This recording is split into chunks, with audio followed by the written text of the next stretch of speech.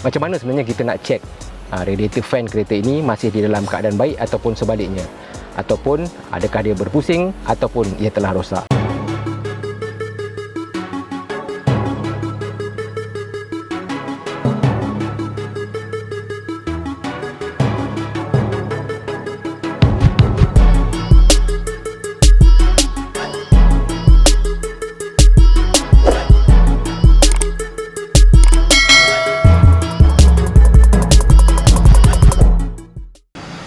Okay, dekat sini RBM akan tunjukkan secara visual kepada anda macam mana kita nak cek radiator fan itu berfungsi ataupun tidak.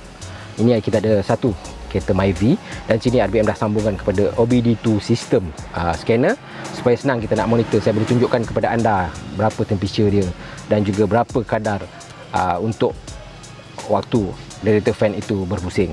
So dekat sini apa yang anda perlu lakukan iaitu anda perlu start enjin kereta anda.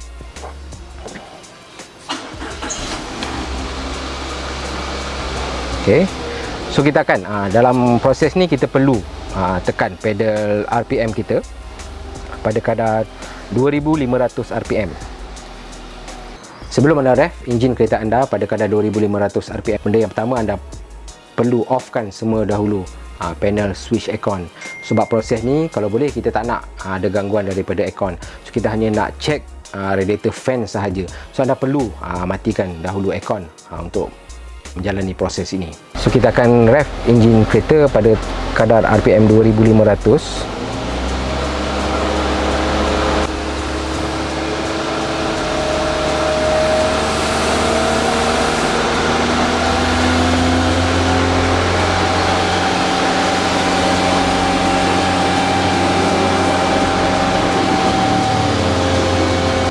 Untuk kipas radiator berpusing, dia bergantung sebenarnya pada tahap temperature enjin kereta anda.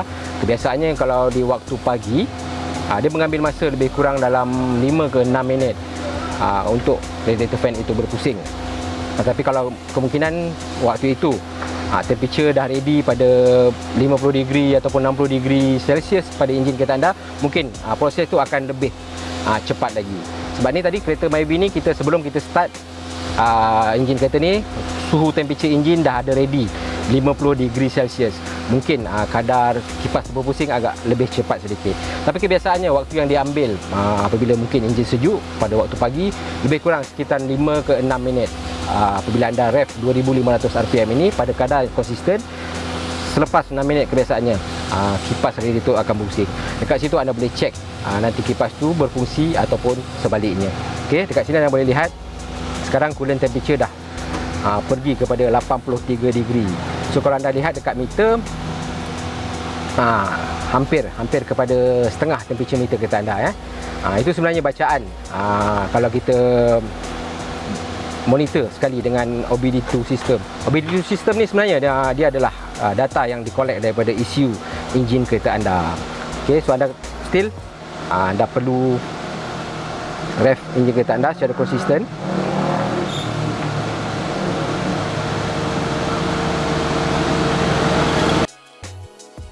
Okay, so sekarang kipas radiator dah berpusing. Kita hanya memerlukan lebih kurang 3 minit lebih ataupun 4 minit. Sebab ni tadi enjin ni dah ada ready untuk enjin temperature dia lebih kurang 50 degree Celsius. Tetapi itu so nanti kebiasaannya anda boleh dengar bunyi radiator fan itu berpusing di hadapan. So jika anda lebih kepastian, so anda buka hood depan enjin kereta anda, so anda boleh lihat radiator fan anda akan berpusing.